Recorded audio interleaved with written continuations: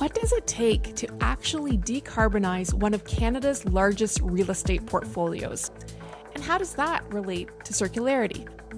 Welcome to The Circular Future, showcasing stories of circularity that reshaped how businesses operate and how you can do it in your organization too.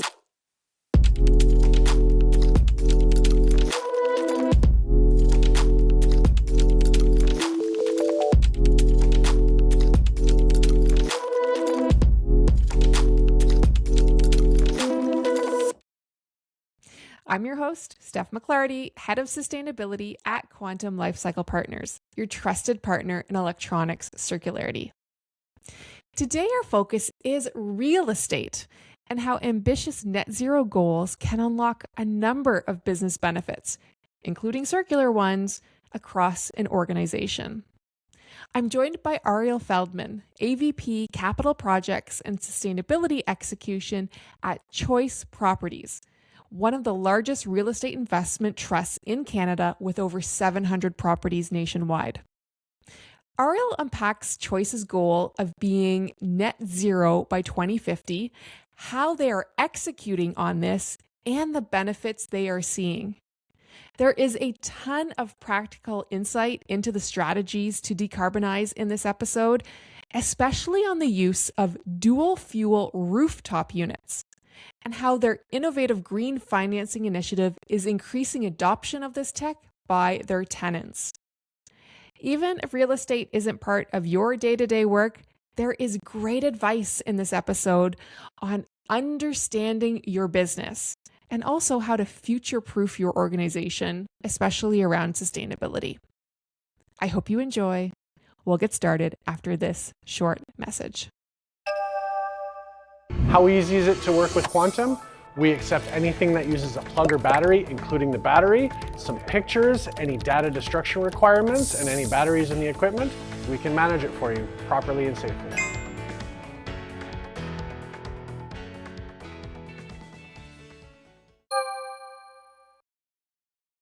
Welcome to the podcast, Ariel. Thank you for having me. Well, I'm excited that you're here. I'm excited we're going to talk about real estate because it's been a long time since we've really dived into the world of real estate on the podcast. So let's start as we always do. What would be 3 things we should know about Choice Properties? So Choice Properties is a Canadian national real estate owner, manager, and developer. We have properties across the country of Canada and all 10 provinces. We have retail, we have industrial, we have mixed use and residential. To break it down, the retail is primarily grocery anchored retail, which really means we've got a lot of grocery stores and then a lot of stores that surround those grocery stores like Good Life or Dollarama or other tenancies where you've got some benefit of being in proximity to the grocer. And then on the industrial side, we've got a number of distribution centers and warehouses. And so those are the main buildings that we own. So about 500, give or take 550 retail, about 150 industrial, and then a handful of mixed use and residential properties as well. We are, as a company, we're guided by our purpose of creating places people thrive.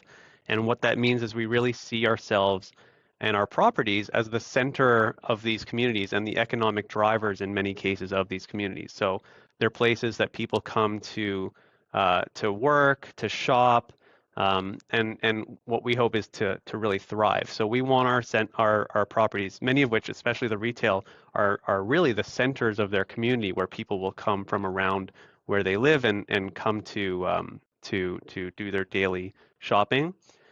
We want to be we want to be providing benefits on the economic side, on the social side, and on the environmental side as well. The third thing I want to mention about Choice, we've got a large development pipeline. So we're looking to build more retail, more industrial, more mixed use and residential. If we built out the whole plan that we have, that we're currently working on, it would be 18.8 million square feet of additional, retail, industrial, and residential. So that's going to take that's going to take years, decades, maybe. But that's what we're working towards. And I think later on in this podcast, we'll talk a bit more about the impact on the environment of those developments and what we're working towards. So I wanted to just kind of lay the framework of choice, what we own today and manage today, and what we're developing today. Yeah, yeah. Well, it really struck me in reading more about choice is like you're ambitious, you're growing, but there's also very much a sustainability lens that's front of mind. And you have a goal to be net zero by 2050. Is that right? That's right. Yeah. It's Awesome. yeah, it's a very ambitious goal, but we think we've got a good plan to get there. Well, tell us a bit more about that goal and your milestones along the way.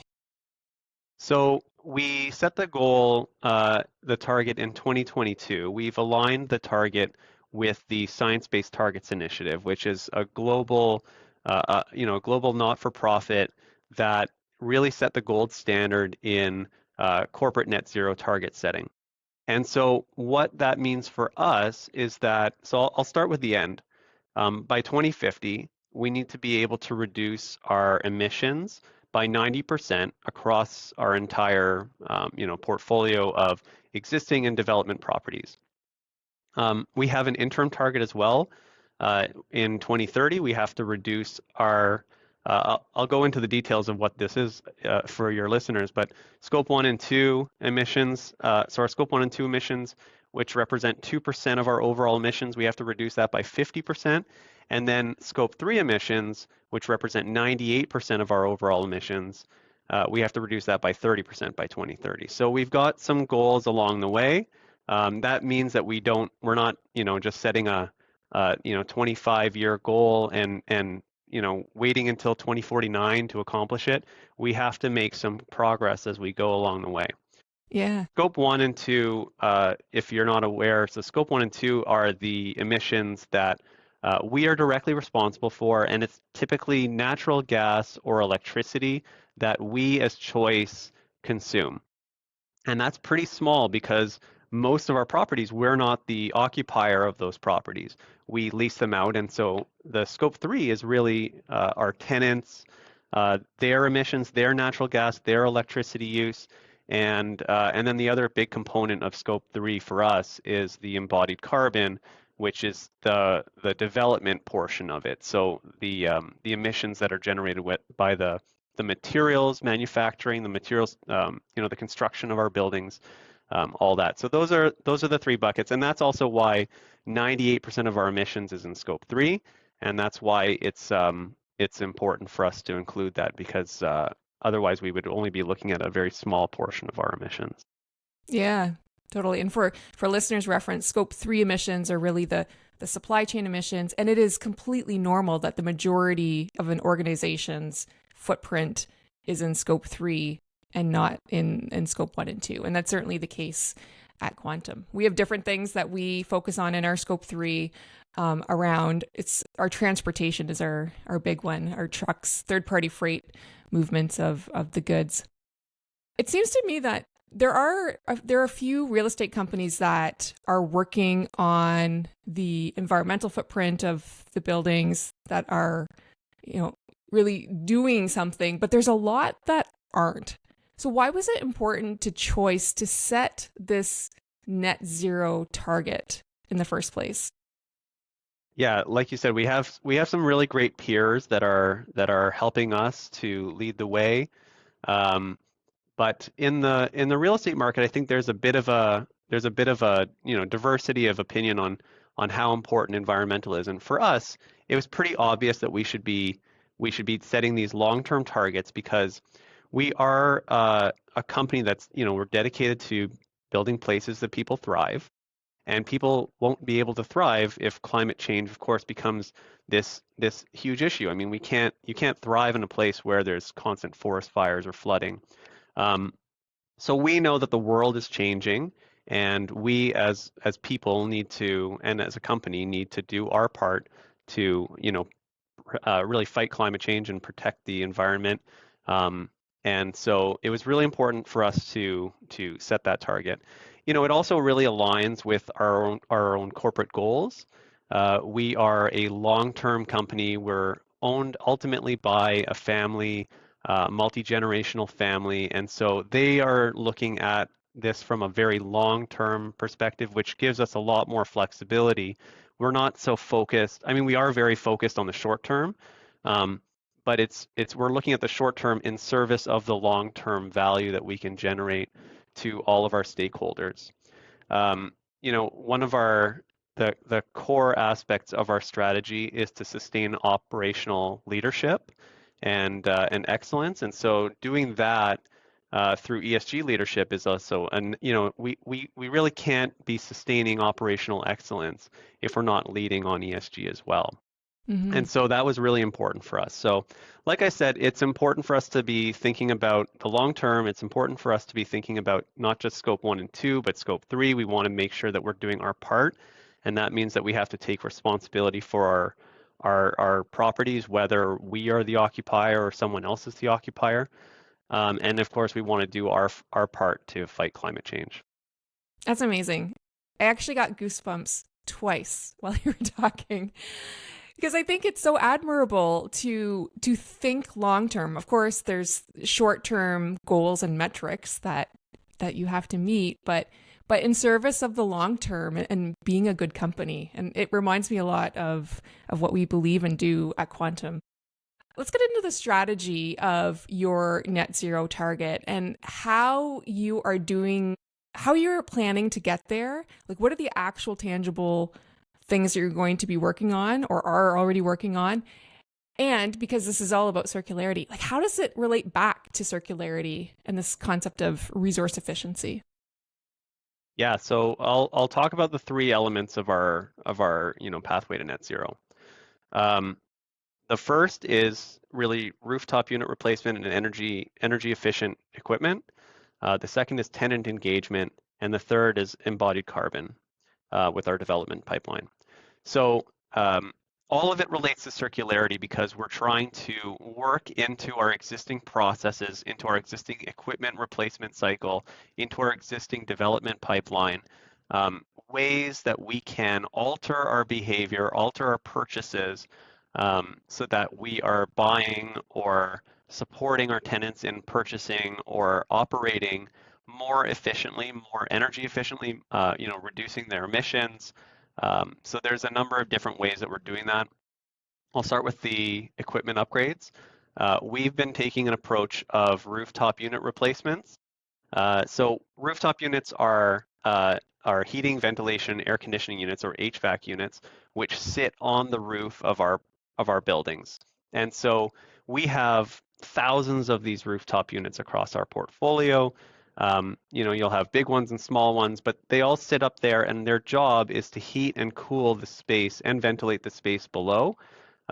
So whether that's an industrial property or a warehouse or an office or a residential, building or a retail building. So we've got a lot of these rooftop units.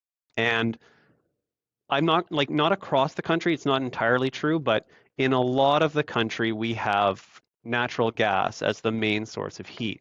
So natural gas, of course, if we continued on with natural gas, there is no path to net zero with a purely natural gas-based heating system because there's no way to decarbonize the natural gas fully, not in the scale which we would need to accomplish net zero. So we need to start shifting towards an electrified heating solution. What that really means is heat pumps. So heat pumps has become a bit of a word in the industry, and so we thought about heat pumps as the sole source of heating, and then we thought about what we call dual fuel, or what the industry calls dual fuel, which is the heat pump as the first source of heating, and then gas as the second backup source of heating. We've decided to go with the dual fuel approach because we think it's much more practical. It doesn't require huge electrical upgrades, which are very, materials intensive, cost intensive, disruptive to our tenants and their operations. It's really you've got a rooftop unit. It's at end of life. It's a gas firing rooftop unit. You can take it off. You can put a dual fuel unit on there. So on the coldest day of the year, you still have that natural gas for the minus 20, minus 30 nights when you need that heat. Um, but for the days like today, where we're in the springtime and it's maybe 5 degrees out, it's still cold. You still need heat, but you can use a heat pump. Heat pumps work very efficiently. They're 300-400% efficiency in some situations. So you've got a much more efficient, energy efficient and cost efficient unit for those seasons, which the spring and the fall, which we call shoulder seasons. So you're able to operate much more efficiently then, and then in the dead of winter when you really need it, you still have natural gas. So that's one of the major parts of our strategy. I'm so happy to hear you say that, because about 2 years ago, we looked at Quantum. What can we do to reduce our natural gas usage and the emissions associated with that? And it was recommended to us about these dual fuel rooftop units. Now, we don't have nearly as many as you do, but I had no idea that this was even a thing until that point. And you're right, for the majority of the year where you don't have those deep freeze colds, it'll use the heat pumps and it will automatically switch, I think, back and forth based on the temperature. And with temperatures generally warming over time, it will just even make the case for them more so. And I think the other thing we heard was that they might be a little bit more expensive than the traditional units, but it's not that much. Has that been your experience? Yeah, our experience is that it's not so much more expensive, and the savings from them, especially in certain provinces, well, you've got paybacks as quick as 1.4 years in certain provinces on the premium. So Wow. yeah, you're paying a bit more, but if you were to tell me, hey, I have an investment that pays back in less than 1.5 years, I would be listening to you on that one. So I think That's a pretty good return. it's a very good return, and we're trying to educate the market on it. It's still fairly early in the maturity, in the adoption scale for the technology. There's still only a few vendors that are offering it. We're trying to educate our tenants on it, which is actually one of the second part of our strategy, which is tenant engagement. So we're really trying to engage with those tenants and help them understand why they would want to adopt these technologies and how we can help them in adopting these technologies. We use green leases. We're a gold green lease leader. We use green leases in all of our new leasing. Sorry, And what's a green lease? that's a great question. So a green lease is just another lease, but we also integrate new clauses that are specific to sustainability. And so what we're integrating into our green leases typically are data sharing, so that we want to understand how the tenants' operations are going. Are we able to improve their operations? We want the data so that we can also manage our portfolio and make sure that we are working towards net zero, because typically the gas meter, the electric meter, they all report to the tenant, and we might not have visibility on that. So we want to make sure we have that. And then we also try to put in clauses that say when you do replace the rooftop unit, you are going to adopt more sustainable practices, so that we're not just on this flywheel that keeps going and going and going, where we just keep replacing with the same thing that we always used to replace with. So it's trying to put in, in our legal language, but really upfront, when everybody's kind of making the decision to lease the space, we want to be upfront and say, we have this goal. We think that you'll benefit from this goal. We all agree to do this, right? And then it doesn't become contentious down the line when things happen. Maybe a rooftop unit fails and we need to replace it. And there's not a big discussion that has to happen then about, well, why don't we take this opportunity to upgrade? Like, we've already discussed it up front, so we already know what's going to happen. Right. I love that. And you're basically attracting in the right tenants for you who will sign up for this. So that's so cool. Yeah, it's good for the business. I think it's good for our tenants too. It really helps to build a relationship between Choice as a landlord and the tenants.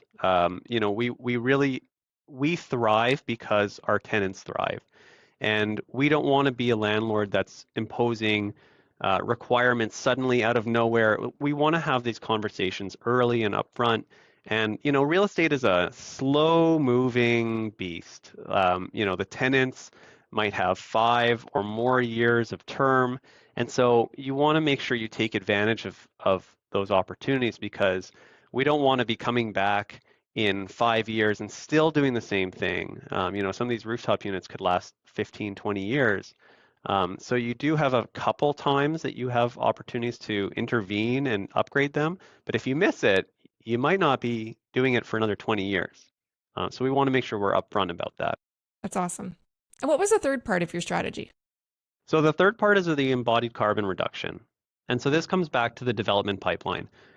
We've got a huge amount of development potential and developments that are currently ongoing.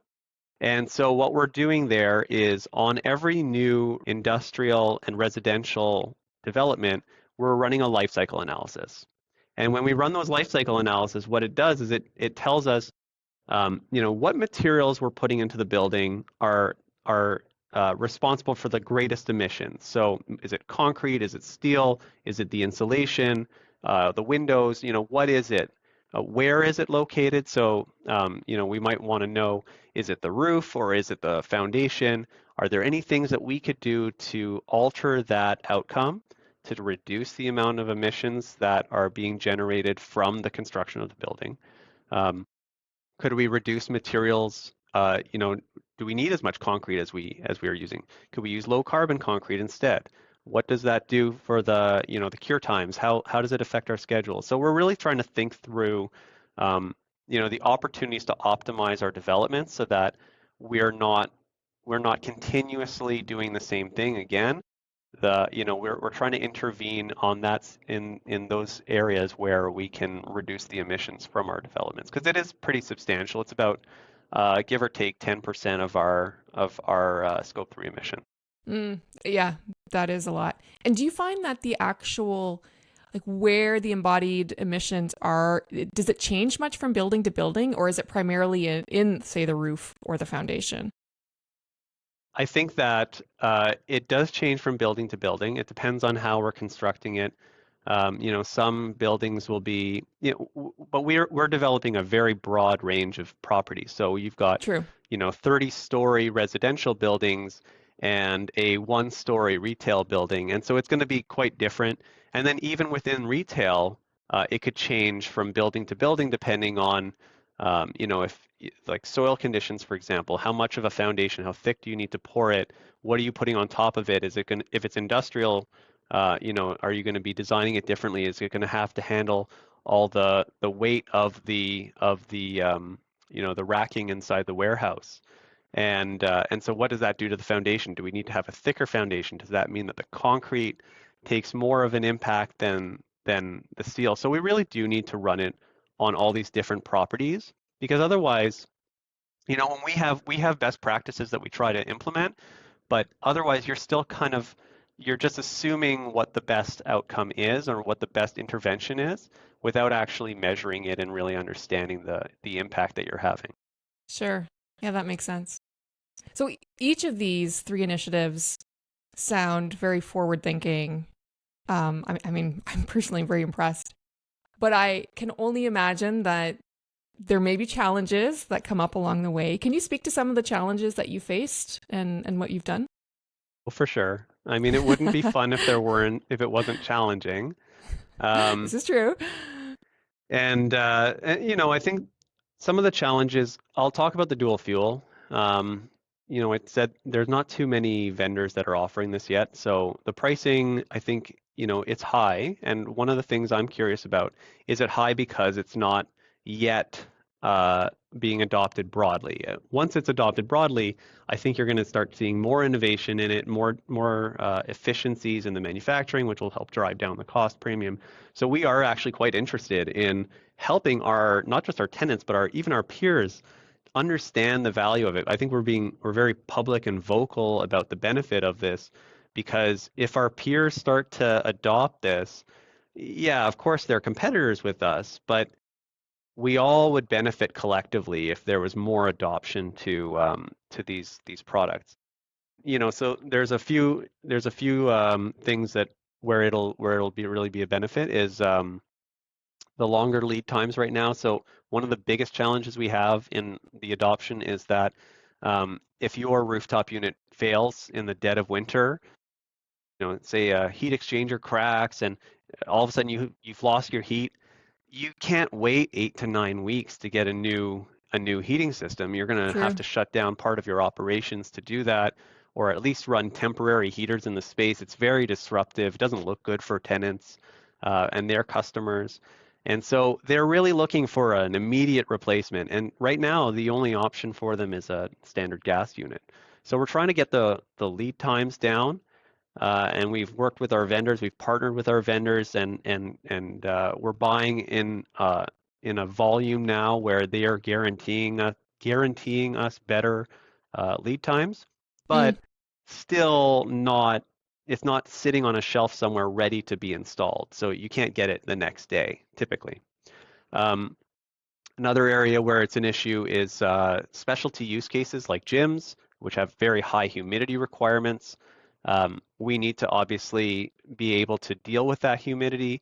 And right now, I know that many of our vendors are working on solutions and hoping to launch solutions in the next year, but they're not ready quite yet. And so in specialty situations, we're still putting in natural gas, which hurts me every time we do it on a sustainability scale or when I'm wearing my sustainability hat, but it is necessary, and really there's not great alternatives right now, but I'm hoping by the end of the year there will be. The other thing I think is a big challenge is the tenant's incentive to upgrade. And so we're working with them. If you're renting a space, like putting myself in the tenant's shoes, if I'm renting a space and I don't know, my lease is maybe somewhere less than 5 years, and I don't know that I'm going to be there after, 3, 5 years. Why would I want to invest in this building and buy a new rooftop unit for my landlord if I don't even know that I'm going to be there to see the benefit through?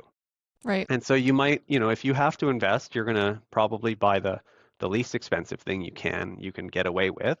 And so they're not necessarily seeing the benefit if they're not there for the full. Well, I mean, in some cases they'll see the benefit after 1.5 years, but in other cases it might take 5 to 7 years before they're seeing the payback. And so the other thing is they need money to operate their business. They don't want to spend it on a rooftop unit. So they're waiting until the last possible minute. And normally the last possible minute is, oh God, it's broken. It's the dead of winter. I need a new rooftop unit. So we're putting out a green financing initiative. I think this is fairly new to the industry. We've only launched it about a month or two ago. We're trying to put our own money out and say, hey, tenants, if you have a rooftop unit that's near end of life, like don't wait until it absolutely dies. You have to replace it. There's a good opportunity. And instead of you paying upfront, we'll pay upfront. And then essentially we'll loan you the money over time, over the term of your lease, you'll be able to pay it back. And so what we're trying to do is really smooth out that really tough upfront cash flow hit so that it makes it more palatable for our tenants to put in these units. The caveat is they have to put in a dual fuel unit or they have to Mm, put in a full heat pump. So when they do that, we'll take on the cost and we'll amortize it as a loan. It's still early. We're seeing some interest from that, and we're hoping to see more interest over time. So I'm very interested. If we fast forward 2 years, I'm really hoping that this is a very successful initiative, and I hope that other landlords start doing it as well. But we think that's something that might take over the challenge of tenants wait until the last minute. yeah, it's innovative. And hey, we can have you back on the podcast in 2 years to tell us how it goes. Only if it's going well. Oh, okay. Well, there's value to unpack the challenges, but something I've really learned from listening to your story is around the value of thinking ahead and having early conversations and upfront conversations with, in your case, it's with tenants, but really it applies to partners, vendors, anyone. What would you say are the lessons from your journey that you think other business managers or leaders could really benefit from, especially those who may not necessarily work in real estate? What have been some of your lessons? So I think that the lessons, I started in sustainability in consulting. I've gone into, I went in-house into a company and did sustainability there, and now I'm in the operations trying to execute on the sustainability strategy. And throughout all of it, I think what's really important, regardless of the industry you're in, is understanding the business. What are the key decision makers in the business's major challenges? What are they trying to accomplish? And how can you work the sustainability program into their goals? Um, I think that trying to take a sustainability program from a purely theoretical standpoint and just kind of say, well, this is the best practice, this is what we have to do, without really understanding the business is an effort that's probably doomed to fail. You really have to make sure that you understand the business so that you can work towards those goals and complement the goals and ideally enhance the goals, so that we're working towards operational excellence, for example, or resiliency, long-term planning. So that's one of the things that I think any sustainability professional should be thinking about is learning more, talking to their CFO, talking to their CEO, understanding the challenges that they have, and complementing that the strategy. The other thing I'd say is talk to your vendors and your customers. So again, they're partners in this whole thing. If you think you can go alone, I don't think you're going to be successful again. So really talking to your vendors and seeing, what are the opportunities that they have? What are the volumes that you'd need to purchase in for it to change their behavior, their approach? I think you have to be pretty open with them. There are going to be challenges. They're going to have challenges too. And you need them to go to bat to change their practices, change their procedures, maybe change their pricing model. Anytime you need somebody to go to bat for you, you really need to understand what they're going to come up against and try to help them navigate that so that you're doing it as a partnership. And same thing with the customers, of course. Our customers, we need to understand what their needs are. We need to understand what challenges they have. So, like talked about the green financing initiative, one of the challenges they have in our case is cash flow. We need to make sure that we are trying to smooth out their cash flow so that it's not so disruptive for them to invest in dual fuel. And then what do their customers want? Because most of our customers have customers of their own. And so are there any benefits there of, what else could we offer to them that'll really help?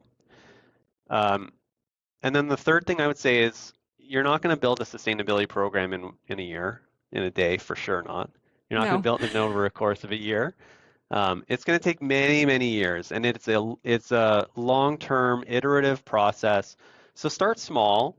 I still look back on my first sustainability report, which I wrote with Choice. It was 10 pages long. It had 12 pages, including covers. And it didn't say that much. It had a few stories, it had a few statistics in it, but the value of it was that we went through the process. People didn't even think we could print 10 pages of content, and so we went through it. And in going through it, we showed we had 10 pages of content, and then it showed people, they were really excited about launching this 10-page document, and they said next year I want it to be bigger and better. And so that's what kind of happens is success breeds success. And so it is a long-term thing, but sometimes you start with something that's so small, and then you build off of it and you build off of it and you build off of it, and eventually you get to a place where maybe you're committing to a 30-year plan to achieve net zero. It's certainly not linear, but it starts with a small action. So just keep building off of that. I'm laughing over here to myself because I completely appreciate that. It's been the same at Quantum. I think our first impact report was about 10 pages. I think our most recent one was about 40. We publish it in English and French and Spanish, all of our languages now. Yeah. you have to start somewhere in order to get to where you want to go, but don't delay, like get started. So you have had such wise advice throughout this whole thing. I can't believe the time has just flown by. So Ariel, what would be one final thing that you leave our listeners with? What piece of I think advice? that the last thing I would think about, I mean, it's kind of the big picture. First of all, I appreciate you saying that I've had wise advice because it's that's good feedback to have. But I'll try to leave you with one more piece of wisdom.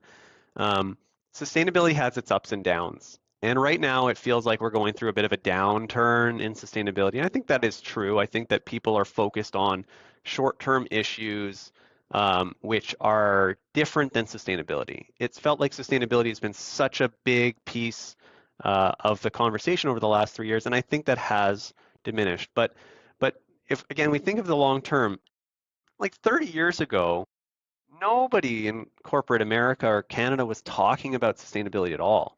And so we've really had a 30-year, very positive run in corporate sustainability. And it's only really been in the last, in the last year or two where it's kind of dipped a little bit.